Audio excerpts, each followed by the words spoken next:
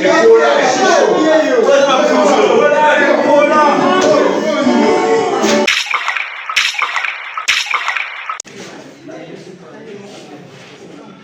le public de venir, parce que déjà ce qui avait été vécu en février 2024, c'était déjà terrible. Donc le concert littéraire a été travaillé, adapté, ajusté par la compagnie théâtrale Marconte avec mes textes donc, du recueil.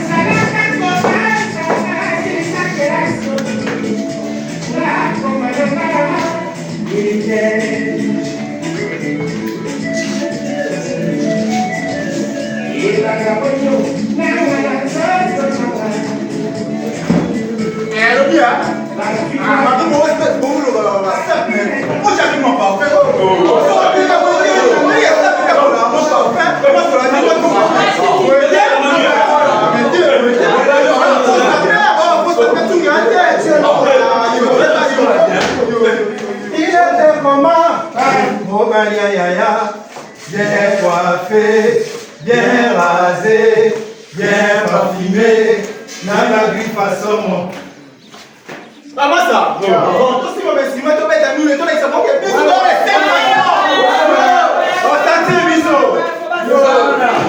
On ressenti, toujours.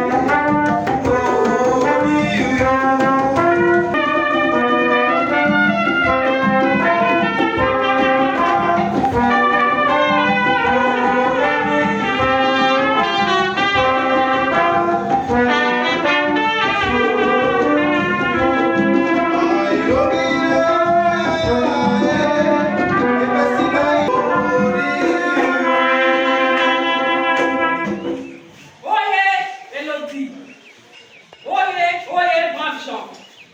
Battez le tambour. Accompagnons nos vies des poèmes et des mots. Elodie arrive. Elle est là. La voilà qui fait sa diva. Elodie Ngalaka. La conteuse et performeuse. Toi, c'est donc le délire des livres. Pas besoin de prince charmant pour venir te délivrer. Femme libre, tu te révèles. Tu crées ton pays de merveille, amoureuse de ta terre d'Afrique. Qui te retrouve de ses odeurs angéliques, terre d'Afrique, terre riche, terre merveille. Tu nous rappelles qu'avant l'écrit, l'oralité fut notre première expression. Femme belgicaine, femme plurielle. Tu nous fais aimer la pluie et le vent. Tu vois la beauté dans l'instant. Tu captes les chants de la vie et tu danses au son de souvenirs. Tu dis ta parole et tu guéris le monde.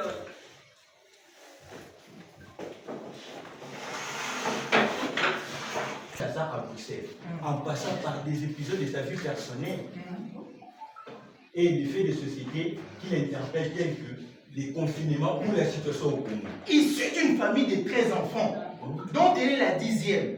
Et Elodie Ngalaka, la petite chérie de ses grandes sœurs, elle est arrivée en Belgique à l'âge de 2 ans et demi. Si au début il y eut des allers-retours avec son pays d'origine, de ses 10 à 17 ans, elle resta exclusivement en Belgique.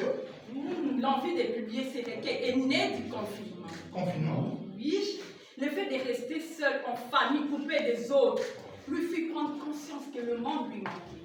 Écrire et publier est pour elle une façon de rejoindre le monde en lui offrant les plaisirs de la lecture. Ces plaisirs qu'il a tant soutenus tout au long de sa vie. Peut-être les autres aussi ont besoin de sa parole. L'écriture de l'écriture vivante, riche d'émotions. Une parole qui vient toucher le vivant. Une parole qui danse au son du tambour. Bon voyage.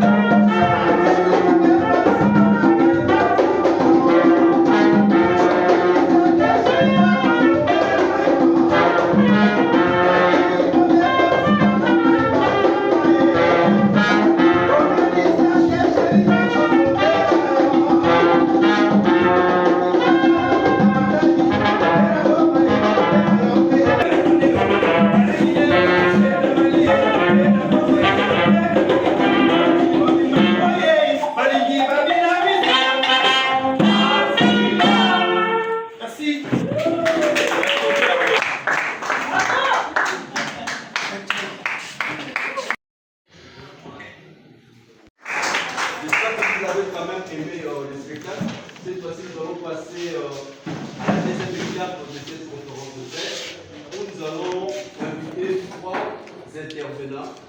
Nous allons tout d'abord de noter Elodie Ngalaka qui est présente ici. Elle vient fraîchement de la Belgique pour assister à ce spectacle. Est-ce qu'on peut acclamer très très fort pour avec Elodie Ngalaka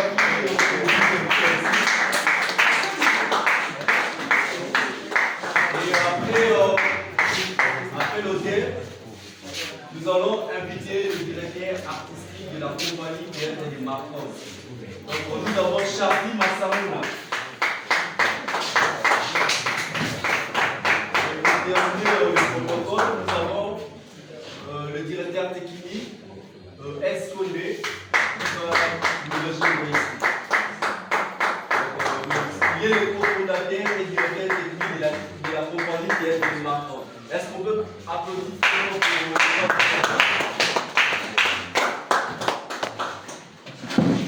Beaucoup d'entre vous ignorent encore la compagnie TS de Martin, c'est quoi? Alors nous allons inviter le DA qui a fait c'est quoi la compagnie TS de Martin. Bonjour à tout le monde. Nous autres, nous sommes intégrés là-bas. C'est depuis 2008 que nous avons débuté. Mais comme tu veux dire, marionnette et conte. Notre objectif, c'est de pérenniser l'art de la marionnette et du conte. Parce qu'en Afrique, nous savons très bien que est mise en scène par Escondé. Et nous avons en 2022 créé le spectacle Qui sont les enfants. Et en 2013, nous avons créé le spectacle Santé maternelle. C'est mon premier ouvrage, mon premier bébé littéraire, qui est paru en septembre 2022. Alors quand en février 2024, à ma grande surprise, à mon grand étonnement, j'apprends qu'il y a une compagnie théâtrale qui a désiré, donc qui a lu mes textes et qui a désiré adapter ça pour un de leurs spectacles. Franchement, j'ai mis du temps à publier. Finalement, j'ai publié ce recueil, quand même à un âge déjà mûr, et je ne pensais pas qu'il allait faire ce chemin. Et surtout que ça me ramène aussi à tout ce que moi j'ai toujours aimé. J'ai toujours aimé écrire, j'ai toujours aimé lire, mais j'ai toujours beaucoup aimé aussi le théâtre. Je ne sais même pas si je leur ai dit que j'ai fait du théâtre un tout petit peu quand j'étais adolescente. Oui, hein? J'avais fait un petit peu de théâtre, mais en raison de diverses choses, j'ai dû arrêter. Mais c'est quelque chose qui m'a toujours tenu à cœur. Donc vraiment, c'est un grand honneur, un grand plaisir que le théâtre Marconte m'a fait. C'était à l'occasion de la fête du livre de Kinshasa. Ils ont fait le concert littéraire dans les rues de Matongé. En plus, Matongé, Papa Wemba et tout.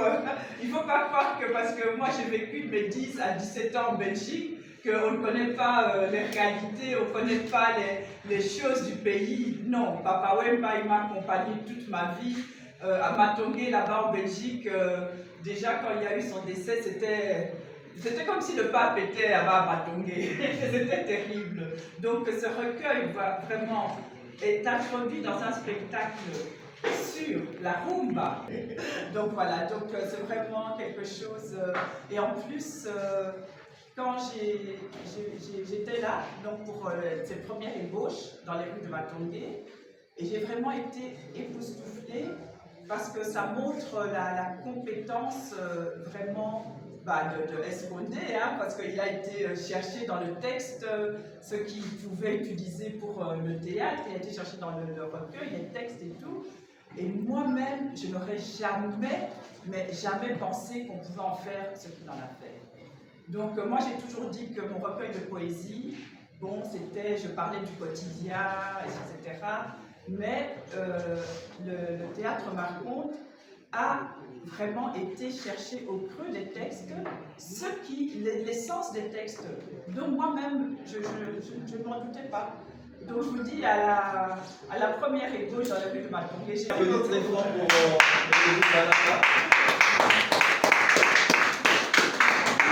après, ça sera le tour du directeur technique de la CNTM pour nous expliquer un peu la mise en scène du spectacle. Comment il est parvenu à vous. Merci pour la parole. Je vais d'abord rectifier une chose que Charles a dit. Je ne veux pas être massacré. Mon presse est là, donc pour ne pas être massacré. Et après, bon, moi j'étais là comme assistant, côté technique, parce que c'était un spectacle de marionnettes. Alors, par rapport à Kin la Rumba, Kin la Sap, moi je dirais, je ne connaissais pas Elodie, elle aussi, non, on ne connaissait pas. C'était l'Institut français, à travers la fête du livre, qui nous envoie toujours des textes pour lire, et après, comment lire dans la rue.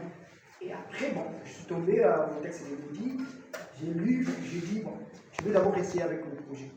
Et après, un jour, j'étais à Matongé, juste vouloir Maniaco, que je prenais un peu ce que je prenais là avec mes 2 pièces de théâtre. C'était pas même avec le texte de Lodi. Je lisais. Maintenant, qu'est-ce que je peux faire avec le texte de la musique? J'ai cherché un peu, j'ai dit non, la rumba marche avec ça. J'ai commencé ma démarche de mise en... J'ai relu encore la pièce, j'ai dit voilà, il y avait des choses que j'avais déjà comptées. Et j'ai commencé à faire mon écriture de mise en scène. Et après j'ai fini. Je n'avais pas encore le titre que je pouvais donner. Et après quand j'ai fini, j'ai dit quel titre que je peux donner pour la pièce. Et après j'ai cherché un peu, j'ai dit Kinshasa, et après la rumba, comment je peux identifier. Après j'ai trouvé bon, qui la rumba, qui la salle. Alors pour moi, je veux mettre sur scène tout ce qu'on attend comme la localisation. C'est ça mon objectif. Système Latalabou. Et après, on connaît aussi nos musiciens, tout ce qui est comme Coco Tamoudou, c'est-à-dire aller emprunter les habits chez les Jinka et tout qu'on sort.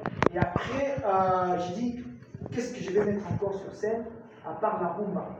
J'ai dit, on est allé avec...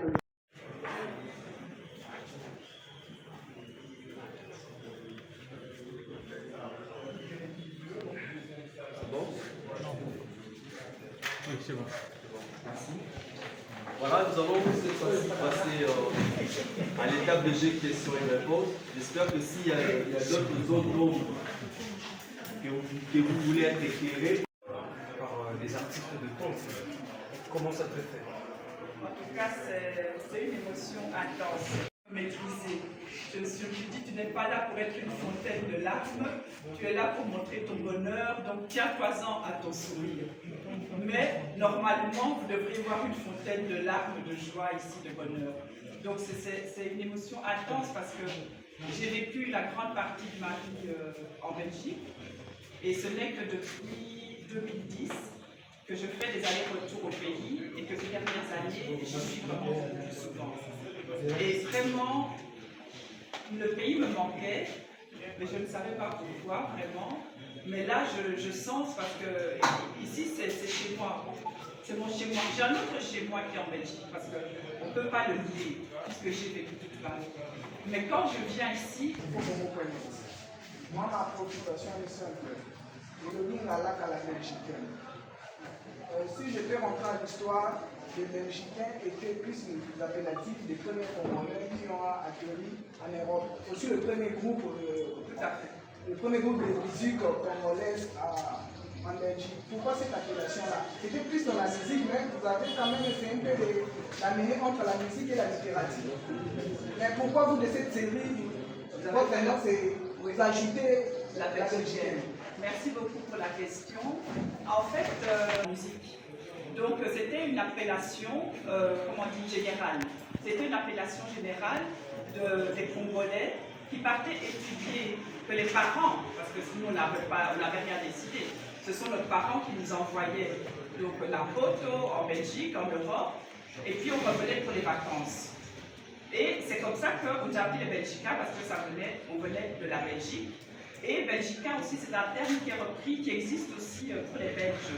Les Belges, comme on dit, les Belges de père et mère, mais qui l'utilisent très très peu. C'est vraiment pour dire que ce sont des gens de Belgique. Donc c'est vraiment un terme qui veut dire de Belgique, donc nous étudions en Belgique, nous revenons au Congo. Ma question à l'endroit de Escolet. Les recueils, les fameux recueils de poèmes sur la Kinshasa, je cite la Belgicaine, la vie n'est pas une poésie qui a été baptisée en 2023 au centre de l'UNICEF.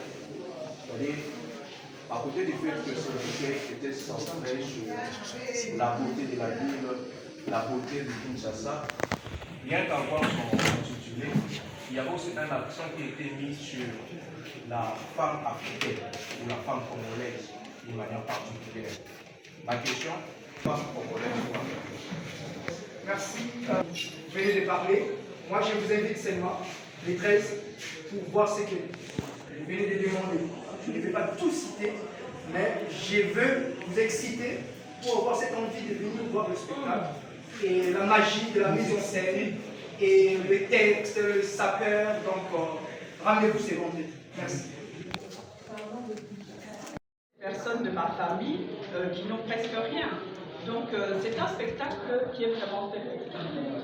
Et justement le fait de mélanger les deux langues, ça représente Kinshasa. Ça représente Kinshasa. Dans Kinshasa, il y a ce mélange déjà. Il y a le Balingala, il y a le Balingala. En fait, il faut lire les textes de Mélodie pour comprendre que malgré c'est écrit en français, mais ça parle aussi en notre langage. Le langage, là, c'est Lingala pour moi. Voilà. Moi, je comprends le Lingala, mais je le parle maintenant, je le parle de plus en plus, puisque je viens souvent ici. Mais je comprends tout le texte, je peux parler un peu moins, mais dans le public, il y a des personnes comme ça, des personnes qui peut-être... Moi, j'ai appris, j'ai découvert qu'il y avait des enfants nés ici, à Kinshasa, et qui ne parlent pas du tout le Lingala. C'est terrible ça. Il y a des enfants qui sont nés ici à Kinshasa, même moi je parle en les déclamant. C'est vraiment que j'aime. Je suis une écrivaine et une déclamante. Voilà comment je le dis.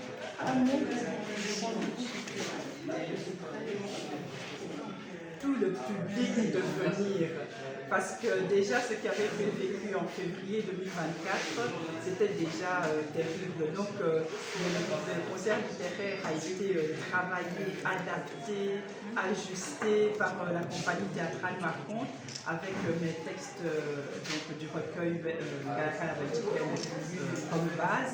Et vraiment, je crois que dans ce texte, on va non seulement retrouver Kinshasa, mais chacun, je crois, pourra retrouver un peu de lui-même dans ce spectacle. Pas dans ce texte, mais dans le spectacle, chacun pourra retrouver un peu de lui-même. Donc c'est vraiment intéressant. Et j'espère vraiment que ce spectacle ne s'arrêtera pas au 13 septembre, mais qu'ils pourront continuer peut-être dans les provinces. Les provinces, il ne faut pas les oublier. Donc voilà, dans nos provinces et puis après à l'étranger. Donc je fais appel même aux sponsors pour la compagnie théâtrale Marconte. Moi si je peux, je vais chercher aussi, enfin pas si je peux, moi aussi je vais chercher pour eux, parce que bon, j'ai pas les moyens pour les faire partir à l'international. Mais quand on fait des appels, c'est comme ça qu'on reçoit des réponses. Merci. Oui, un mot par rapport à la jeunesse congolaise, particulièrement celle de Kinshasa. Oui, alors la jeunesse congolaise de Kinshasa, moi je crois beaucoup en elle. Et je dois aussi, je vais ajouter que moi je suis ici aussi parce que le 6 octobre, il y aura la cérémonie du prix Émilie-Flore Fénion. Et je suis la directrice responsable, je suis responsable du prix Émilie-Flore Fénion. Moi je m'occupe cette année de la partie en Europe.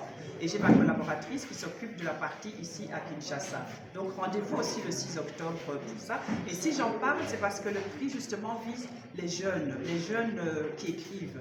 Donc le prix c'est pour les jeunes écrivains de 18 ans à 35 ans. Donc, et je fais partie du comité de lecture. Mais il n'y a pas que la littérature. Moi, chaque fois que je vois ici à Kinshasa, je vois des jeunes vraiment qui travaillent. En Europe, souvent, les personnes même dans la diaspora, ils avaient cette image comme quoi on dit toujours « Oh, le Congolais, c'est un fainéant ». Mais pas du tout. Moi, chaque fois que je viens ici, je vois que les jeunes Congolais travaillent. Donc moi, chaque fois que je retourne là-bas, quand j'entends cette phrase « Oh, je suis hérissée », alors je donne des exemples que j'ai vécus sur place. Donc c'est comme ça que la jeunesse congolaise, elle va être valorisée vraiment dans le monde entier. C'est avec les personnes qui viennent ici, qui voient que la jeunesse travaille, et nous, quand on retourne, quand on va en Europe, vraiment, on revalorise notre jeunesse. Donc moi, je dis à la jeunesse ici, oui, le pays a ses difficultés, mais il ne faut pas se leurrer. Chaque pays dans le monde a ses propres difficultés. Donc nous, ici, nous devons nous concentrer sur nos difficultés. Donc la jeunesse congolaise, il ne faut pas voir ce que les autres font ailleurs. Faites ce que vous pouvez pour votre pays, parce que vous avez tout en main. La jeunesse a vraiment ici tout en main. On n'a rien à envier aux autres. On n'a rien à envier. Donc les jeunes ici, Elodie Galaka croient en vous dans toutes les disciplines. En tout cas, allez-y. Merci.